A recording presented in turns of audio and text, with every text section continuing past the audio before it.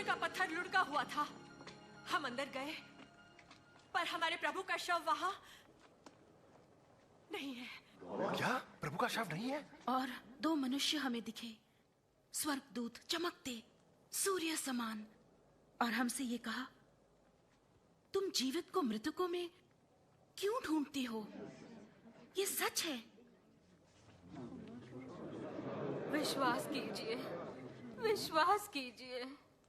हमने उनको देखा, आप भी जाकर देखें, कब्र खाली है, प्रभु वहां नहीं है। पतरस, आप हमारा विश्वास करें।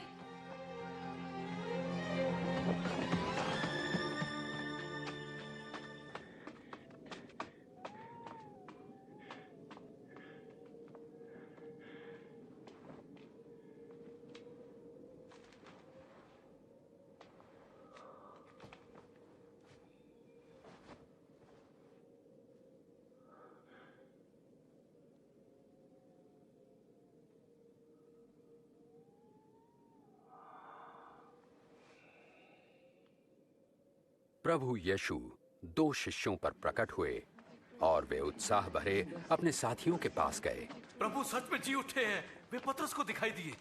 हम जब रास्ते में थे उन्हें नहीं पहचान सके, पर रोटी तोड़ने पर ही हमने उन्हें पहचाना। इम्माउस में वे वहां कैसे पहुंच गए?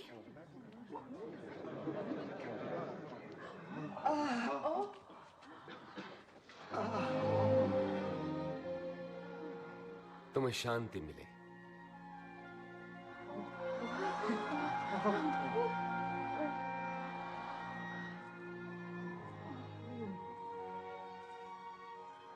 तुम क्यों इतने चिंतित हो? तुम्हारे मन में शंका क्यों उठ रही है? देखो मेरे हाथ और मेरे पांव, और जान लो कि ये मैं ही हूं। मुझे छुओ तो पहचान लोगे, क्योंकि आत्मा के हड्डी और मांस नहीं होता जैसा मुझ में देखते हो। मैं यही बातें तो करता था जब तुम्हारे साथ था, कि मेरे विषय में मूसा की व्यवस्था, भविष्यवक्ता के लेखों और भजन संहिता में लिखा सब पूरा होना था। यही तो लिखा है कि मसीह को दुख उठाना और तीसरे दिन मृतकों में से जी उठना है। उनके नाम से पश्चाताप और पाप क्षमा का संदेश यरूशलेम से लेकर सारे संसार में प्रचारित किया जाएगा। तुम इन सब बातों के साक्षी हो, और मैं स्वयं अपने पिता का वचन तुम्हारे लिए पूरा करूंगा। स्वर्ग से सामर्थ्य पाने तक यरूशलेम में ही प्रतीक्षा करते रहना।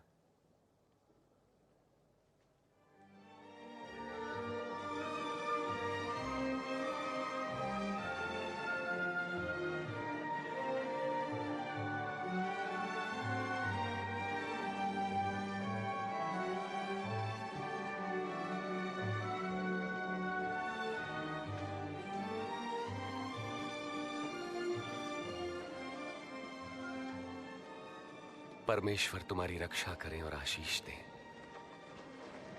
स्वर्ग और पृथ्वी का सारा अधिकार मुझे दिया गया है, इसलिए जाकर सब जातियों के लोगों को शिष्य बनाओ और उन्हें पिता, पुत्र और पवित्र आत्मा के नाम से बपतिस्मा दो, और उन्हें सब बातें जो मैंने तुम्हें आज्ञा दी हैं मानना सिखाओ। और देखो, मैं जगत के अंत तक सदैव तुम्हारे साथ हूं। आमीन।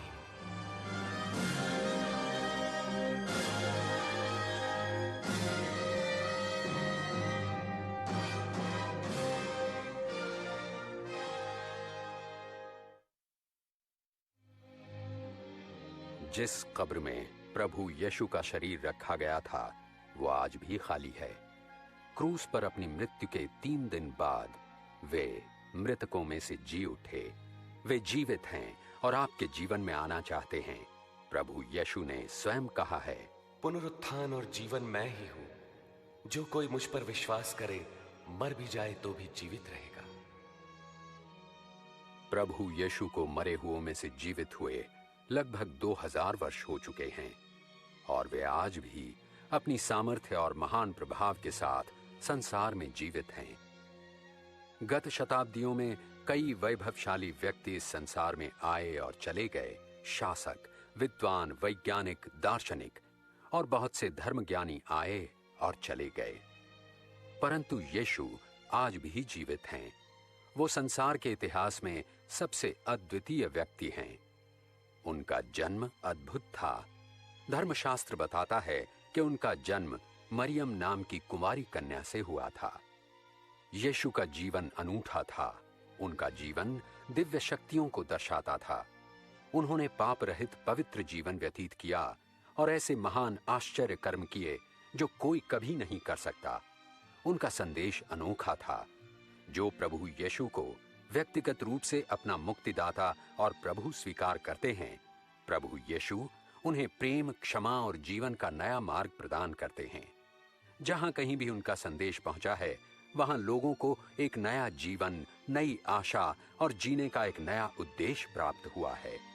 क्रूस पर उनकी मृत्यु अनोखी थी।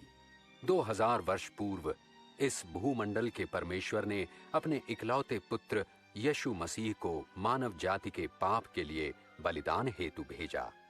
उन्होंने आपके लिए अपने प्राण दिए। उनका जी उठना अनोखा था। उनकी मृत्यु के 3 दिन पश्चात इतिहास की सबसे अद्भुत घटना घटी। यीशु मृतकों में से जी उठे। उनका जन्म, उनका जीवन, उनकी मृत्यु और उनका पुनरुत्थान ये सभी प्रमाणित करते हैं कि प्रभु यीशु अपने दावे के अनुसार वास्तव में मनुष्य जाति के उद्धारकर्ता और परमेश्वर के पुत्र हैं। यही यीशु ख्रिस्त आज भी जीवित हैं। वे चाहते हैं कि आपके जीवन में आएं, आपके पाप क्षमा करें और आपको भरपूर जीवन जीने की सामर्थ्य दें। उनके वचनों पर ध्यान दें। हे सब परिश्रम करने वालों और बोझ से दबे हुए लोगों, मेरे पास आओ, मैं तुम्हें विश्राम दूंगा। मार्ग, सच्चाई और जीवन मैं ही हूं। बिना मेरे कोई पिता के पास नहीं पहुंच सकता। पवित्र शास्त्र बाइबल हमें बताती है कि सब ने पाप किया है और परमेश्वर की महिमा से वंचित हैं। धर्मशास्त्र में यह भी लिखा है कि पाप की मजदूरी तो मृत्यु है, परंतु परमेश्वर का दान हमारे प्रभु यीशु मसीह के द्वारा अनंत जीवन है। प्रभु यीशु ने अपनी मृत्यु के द्वारा आपके पापों के दंड को भर दिया है। ठीक इसी समय वे आपके जीवन में प्रवेश करने के लिए तैयार हैं। देखो, मैं हृदय के द्वार पर खड़ा खटखटाता हूं। यदि कोई मेरा शब्द सुनकर द्वार खोलेगा तो मैं भीतर आऊंगा। उनके प्रेम और क्षमा का अनुभव करने तथा अनंत जीवन पाने के लिए आपको उन्हें स्वीकार करना है। अपने पापों के लिए परमेश्वर के बलिदान स्वरूप और विश्वास से अपने जीवन में उन्हें आमंत्रित करना है। यदि यह आपकी हार्दिक इच्छा है तो आप विश्वास पूर्वक प्रार्थना कर सकते हैं और प्रभु यीशु आपके जीवन में आएंगे। प्रस्तावित प्रार्थना इस प्रकार है। प्रभु यीशु, मुझे आपकी आवश्यकता है। मेरे लिए क्रूस पर प्राण देने के लिए धन्यवाद।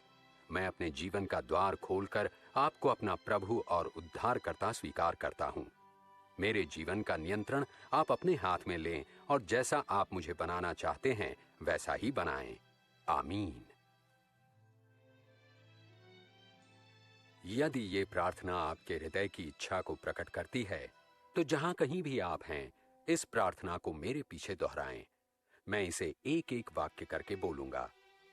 प्रभु यीशु, मुझे आपकी आवश्यकता है।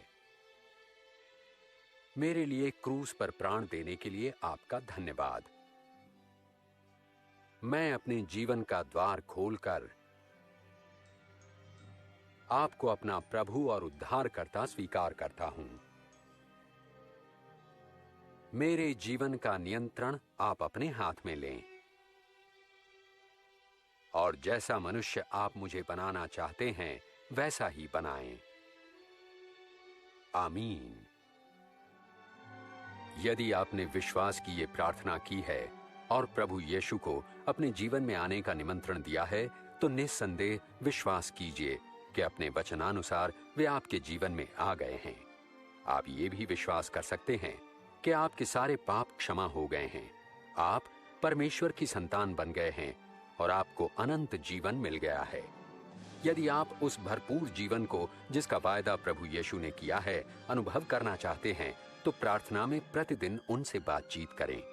उनका वचन पढ़कर अपने जीवन के लिए उनकी अद्भुत योजना की खोज करें और वे लोग जो उनसे प्रेम करते हैं और उनके अनुयायी हैं, उनसे संगति रखें। और सबसे महत्वपूर्ण बात यह है कि आप उनके अद्भुत वचनों को सदैव याद रखें। मैं तुम्हें कभी न छोड़ूंगा न त्यागूंगा।